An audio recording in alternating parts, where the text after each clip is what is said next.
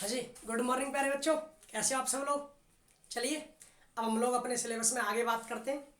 देखिए, पूरा विश्व बहुत बड़ी महामारी से गुजर ही रहा है, आप सब लोग जानते हैं। लेकिन इसमें हम लोगों के लिए सबसे अच्छी बात यह है कि इस महामारी ने हमारी कई सारी बुरी आदतों को बदल दिया है।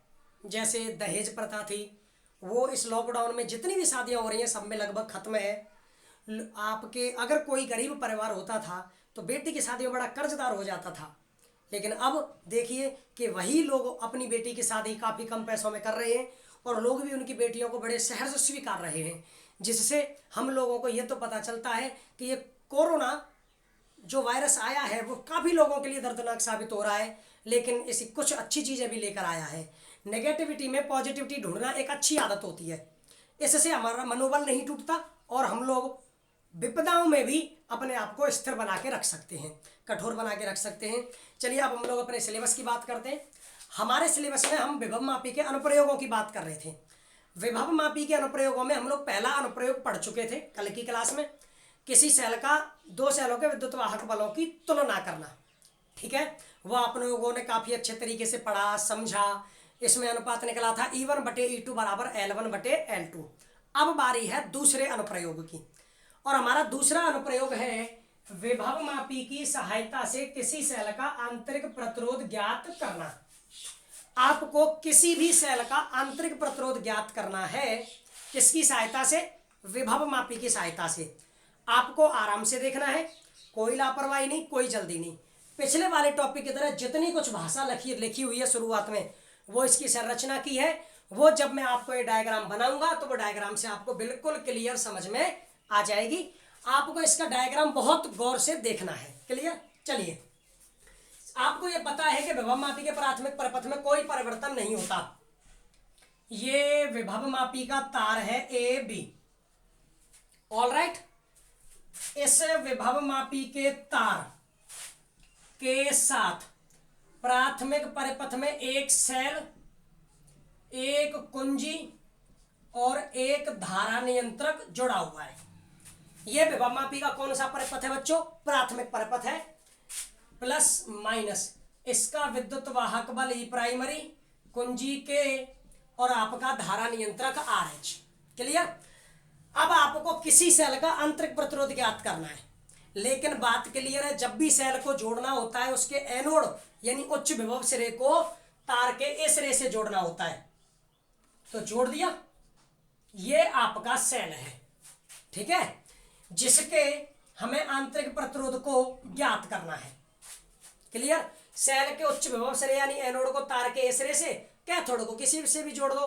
तो कैथोड को मैंने अब जोड़ दिया धारा मापी से और धारा मापी द्वारा जो कि जैसे। क्लियर?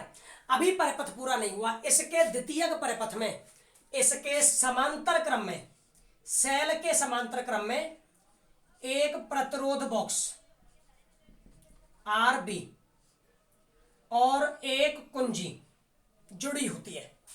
एक प्रतिरोध बॉक्स RB और एक कुंजी जुड़ी होती है। ये है कुंजी K1 और ये है कुंजी K2। क्लियर? ये आपके किसी सेल का आंतरिक प्रतिरोध ज्ञात करने के लिए जो परिपथ है वो परिपथ चित्र है। प्रैक्टिकल फाइल में डायग्राम बनाओगे तो इसी को बनाओगे। पिछले वाले दो सेल के विद्युत वाहक बलों की तुलना वाला डायग्राम वो बनाओगे। कोई नया डायग्राम नहीं, यही बनेंगे, इसलिए मैं यही बनवाता हूँ। क्लियर है? तो देखिए दोबारा से, विभव मापी के प्राथमिक परिपथ में कोई परिवर्तन नहीं। तार के सिरों के बीच में एक सेल, कुंजी और धारा नियंत्रक। इसका द्वितीय परिपथ बदलेगा। उसमें क्या बदलेगा? सेल के एनोड को तो हमने तार के सिरे से जोड़ दिया, कैथोड को धारा मापी द्वारा जो कि जैसे।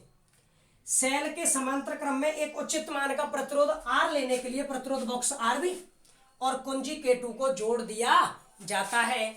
जो संरचना है वो सब लिखी हुई है यहां से और यहां तक। क्लियर है? पढ़ लीजिए। किसी सेल का आंतरिक प्रतिरोध ज्ञात करने के लिए प्रयुक्त विभव मापी के परिपथ को निम्न चित्र अनुसार दर्शाया गया है। इसके प्राथमिक परिपथ में वो सब कुछ लिखा हुआ है। कहानी शुरू होती है हमारी यहां से। यहां से हम लोग क्रियाविधि शुरू करेंगे, और क्रियाविधि कैसे शुरू करेंगे सुन लीजिए। सबसे पहले हम कुंजी K1 को ऑन करते हैं। K1 को किया ऑन और K2 को रख दिया ऑफ। क्या परिवर्तन आया? K1 को ऑन किया, K2 को ऑफ रखा, तो K2 को ऑफ रखते ही परिपथ खुला हो गया, R भी परिपथ में नहीं जुड़ा हुआ है। K1 को ऑन किया तो धारा ऐसे प्रवाहित होगी बच्चों, धारा प्रवाहित हुई, इस सेल से धारा ऐसे ही प्रवाहित होगी। अब जब मैंने कुंजी K1 को ऑन किया, लेकिन जैसे ही इस जॉकी को तार पर टच करूंगा तो देखिए ये तो ऐसे जुड़ा हुआ है, यस यारो, तो ये तो सेल फिर भी परिपथ में जुड़ गया, लेकिन पूरा परिपथ खुला हुआ है। तो अब सेल के लिए जो विभवांतर हमें प्राप्त होगा, सेल के सिरों पर जो विभवांतर प्राप्त होगा, जब सेल खुले परिपथ में जुड़ा हो तब हमें विद्युत वाहक बल प्राप्त होता है। क्या प्राप्त होता है? विद्युत वाहक बल। तो अब हमारा जब परिपथ खुला हुआ है, अब हम सेल के लिए अगर विभवांतर ज्ञात करेंगे तो क्या प्राप्त होगा? विद्युत वाहक बल। देखिए हम शुरू करते हैं। अब हम प्राथमिक परिपथ में जुड़ी कुंजी K1 को ऑन करते हैं, जिससे परिपथ में विद्युत धारा प्रवाहित होने लगती है। अब हम कुंजी K2 को खुला रखकर, खुला का मतलब ऑफ, सेल, ये सेल का विद्युत वाहक बल है बच्चों E। सेल E के लिए संतुलन लंबाई ज्ञात करते हैं।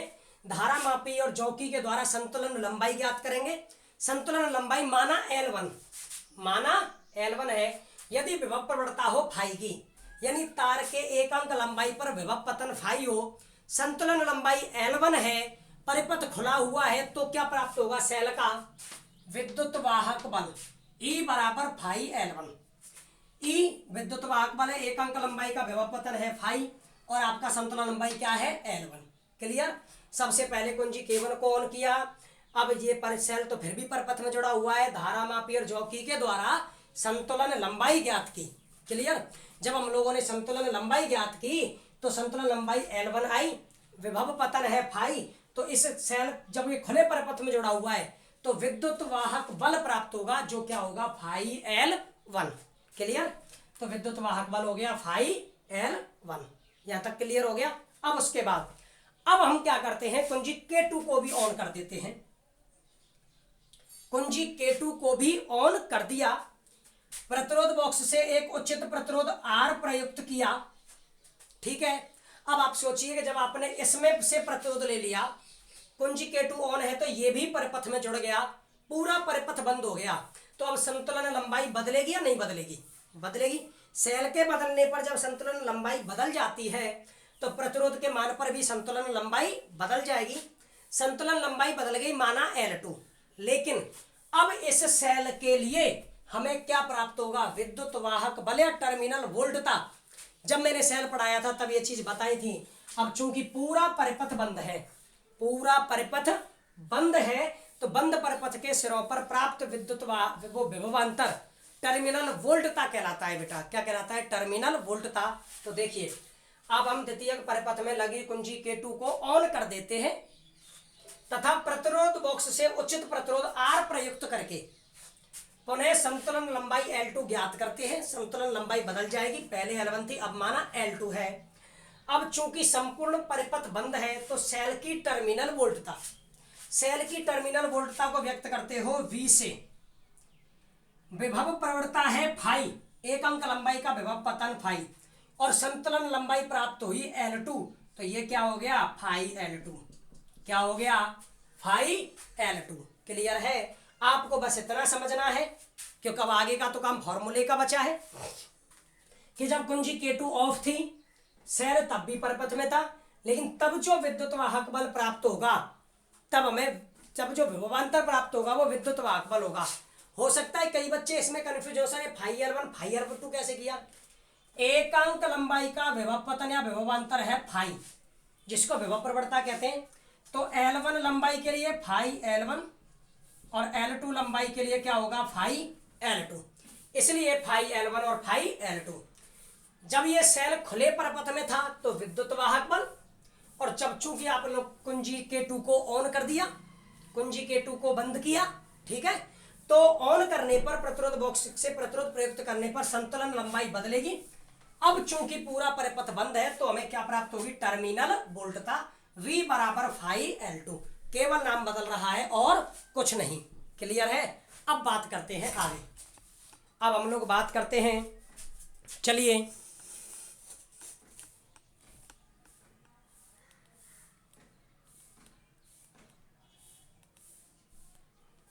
देखिए, अब हमने विद्युत वाहक बल और टर्मिनल वोल्टता दोनों ज्ञात कर ली। अब हमें ज्ञात करना है सेल का आंतरिक प्रतिरोध। तो अतः सेल का आंतरिक प्रतिरोध, सेल के आंतरिक प्रतिरोध का फॉर्मूला आप लोगों को जब मैंने सेल का आंतरिक प्रतिरोध कराया था तब फॉर्मूला कराया था E minus V upon V, E minus V upon V. तो आप ऐसा कीजिए, समीकरण 1 व 2 से मान रख दीजिए। समीकरण 1 व 2 से तो R बराबर E का मान क्या है बच्चों, फाई L1, V का मान फाई L2 और फिर V का मान फाई L2। फाई को कॉमन ले लो तो L1 माइनस L2 बटे फाई L2, फाई से फाई कट गया तो R बराबर L1 माइनस L2 बटे L2, L1 माइनस L2 बटे L2।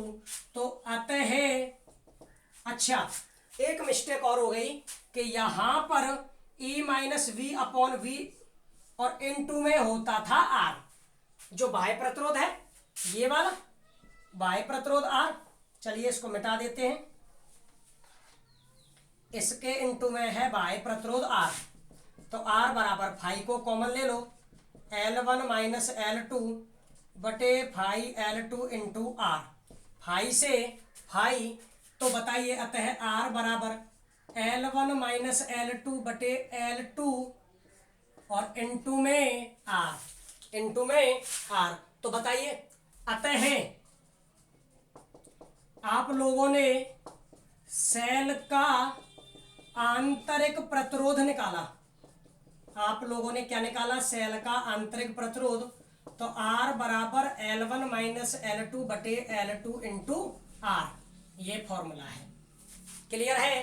अब देखिए आप जब ये प्रैक्टिकल करोगे तो एक बार कुंजी K1 K2 खुली हुई है तो संतुलन लंबाई ज्ञात करोगे, K2 बंद है तो संतुलन लंबाई ज्ञात करोगे और प्रतिरोध कितना लोगे आपको पता होगा तो सीधा फॉर्मूला लगाकर आंसर आ जाएगा। क्लियर है। क्या करना है, एक बार K2 ऑफ है, दूसरी बार K2 ऑन है। पहली बार प्राप्त होगी संतुलन लंबाई L1, दूसरी बार संतुलन लंबाई L2। पहली बार प्राप्त होगा विद्युत वाहक बल और दूसरी बार प्राप्त होगी टर्मिनल वोल्टता। फिर तो डायरेक्ट फॉर्मूला लगा देना। क्लियर है। इस तरह आप लोगों का दूसरा अनुप्रयोग भी खत्म हो जाता है और यहां पर आपके विभव मापी टॉपिक खत्म हो जाता है। बुक में एक टॉपिक एक्स्ट्रा दिया हुआ विभव मापी की सहायता से प्रतिरोध ज्ञात करना। ठीक है, ये देखिए मैं बता देता हूं आपको।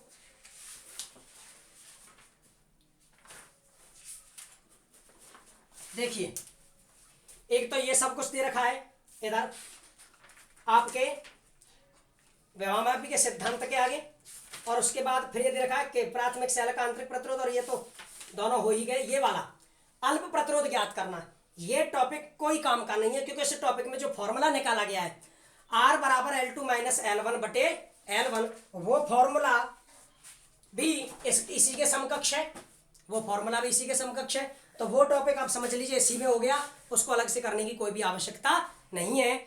बस आप लोगों को इसको ढंग से पढ़ना है और याद करना है, फिर हम लोग आगे बढ़ेंगे। आप लोगों को इसे यहाँ से और यहाँ तक फटाफट से नोट करना है, फिर मैं इस पर एग्जाम्पल बताने वाला हूँ। चलिए फटाफट कीजिए।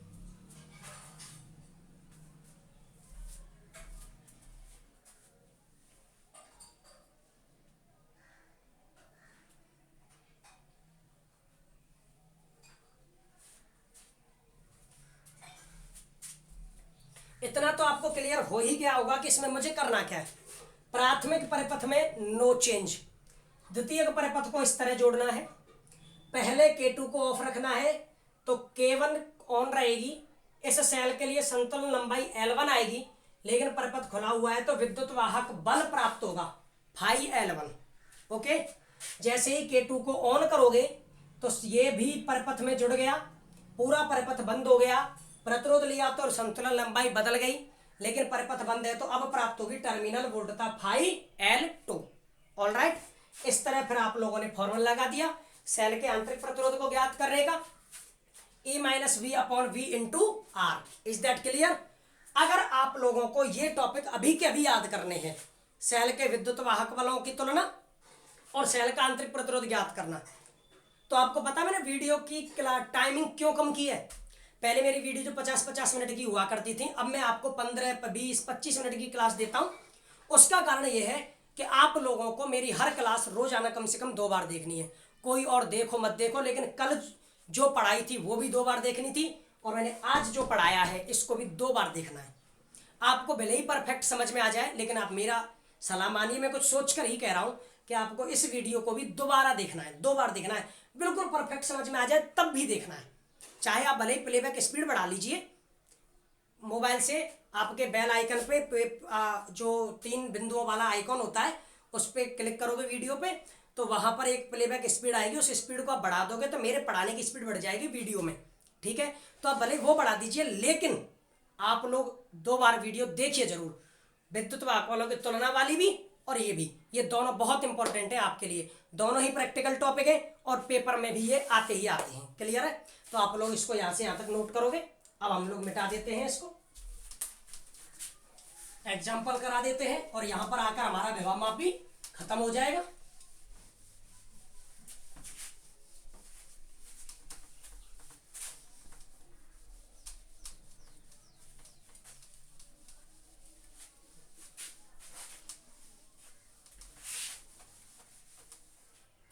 देखो बेटा, अगर मान लो किसी एग्जाम्पल में दे दिया, किसी विभवापी युक्त परिपथ में एक सेल जुड़ा हुआ है, जिस सेल के खुले परिपथ में संतुलन लंबाई आपके 80 सेंटीमीटर प्राप्त हो।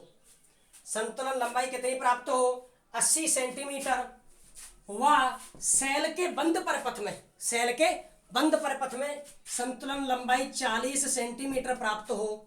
यदि बंद परिपथ में प्रयुक्त प्रतिरोध 5 ओम हो, बंद परिपथ में प्रयुक्त बाह्य प्रतिरोध 5 ओम हो, तो सेल का आंतरिक प्रतिरोध क्या होगा?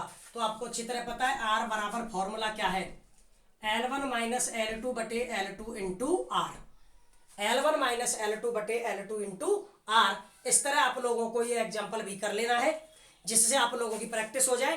अब आपको आराम से इन दोनों क्लासों को 2 बार देखना है, जिससे ये कंप्लीट हो जाए, क्योंकि अब इसके बाद एक क्लास का चैप्टर बचा हुआ है आपका, वोल्टमीटर का अंश शोधन और एमीटर का अंश शोधन। क्लियर?